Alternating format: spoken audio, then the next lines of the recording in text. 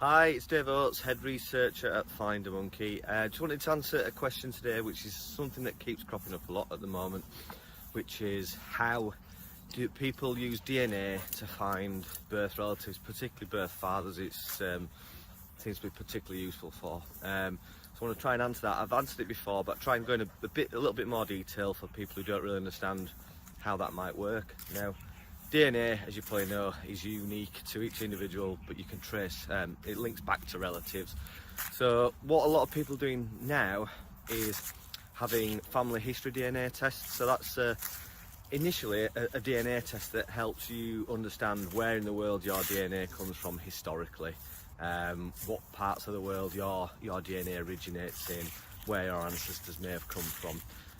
But what it's also doing is at the same time it will link you to other people who've had the same DNA test done, and it will give you an idea of how closely related you might be to any of those people.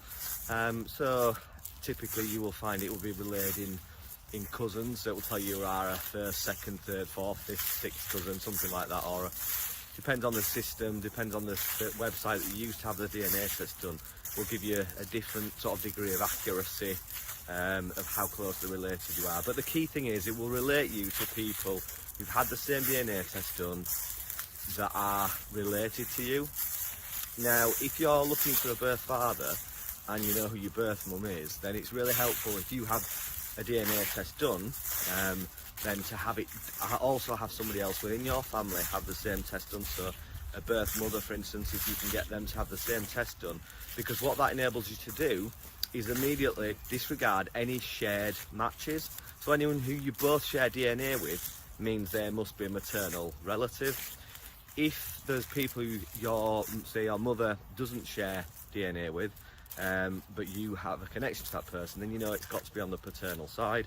So the other thing to mention as well is it doesn't have to be a birth mum. It could be if you've got any half siblings or just somebody else on your birth mum's side of the family that would hopefully, sort of help you differentiate between the two. It's really helpful to be able to do that, because immediately you can rule out around 50% of the possible matches that come up. So once you've done that, then you can start to look at the matches you have. Now, it's not as simple usually as it just saying, oh, that's your father.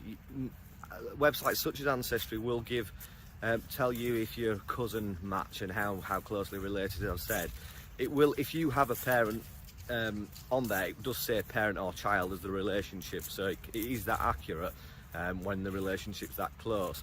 But obviously you'd be very lucky to find that the father that you're looking for has had a DNA test done. But what you need it to do is to link you to somebody within that family. Ideally, to make it fairly simple, you could do with a first or second cousin, which will start to give you some idea of the right family. Anything sort of wider than that, it's still extremely difficult to figure out because there's so many possible connections. Obviously it can give you a link into the right family, but it's not as simple as identifying that person. So while the DNA is very useful, it often means there's still an awful lot of work to be done to figure out how you're connected. One of the ways you can do that is by asking for help. So the people that have had the same DNA test done that you're connected to will often provide help, and you can usually message them through the DNA test website, through the website you've had the DNA test with. But sometimes you do find that people have these DNA tests done and then perhaps don't log on to that website anymore. It might have been a present, it's not something that they're actively looking at, and so you might not always get a response. But that's one way to do it.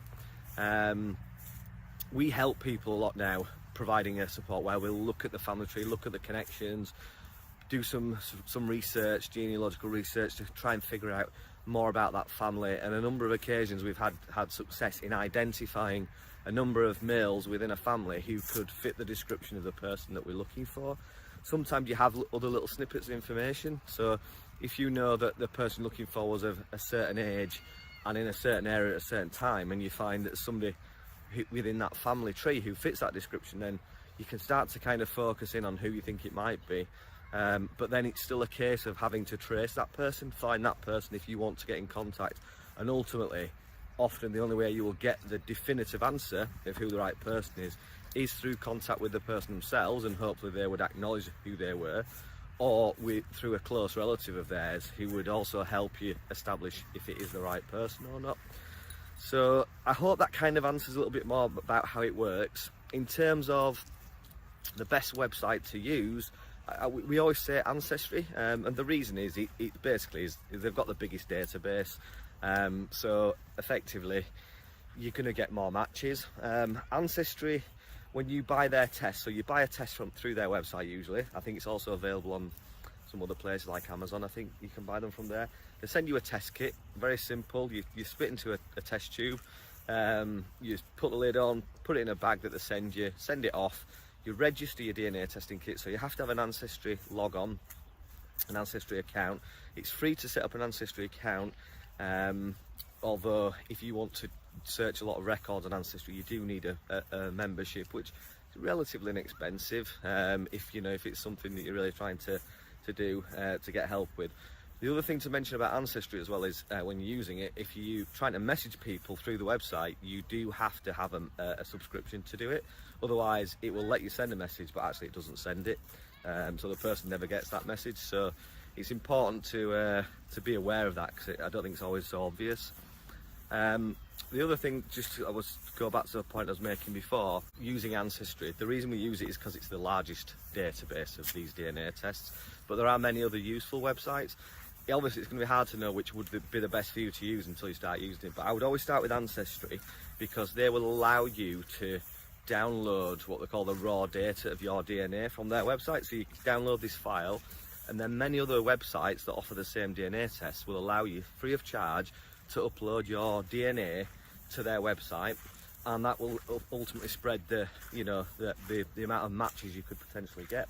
Now, Ancestry don't allow you to upload DNA to their website, so if you've had a test elsewhere, you can't upload it to Ancestry, which is why I would always start with Ancestry, because they've kind of cornered the market a little bit in terms of having the most powerful database. So that's why we recommend using it, but it is worth using the other websites that are available, and uploading the data there to keep that keep that wide spread of data and give you the best chance of getting a match. The other thing that's important to say is it doesn't work for everybody straight away, but I've known a number of people who've had a test done, and 6 months, a year later, they've got the match that has made all the difference that's come up, and managed to get the answers that they've been looking for. So I do hope that gives you a bit more of an explanation of how this DNA stuff is working. But if you do have any questions, please post them in the comments below, or send us an email or a message. I'd be more than happy to try and give further explanation. But I do hope this video's helped those who don't quite understand it understand a little bit more. Hope I've explained it clearly. But thanks for watching.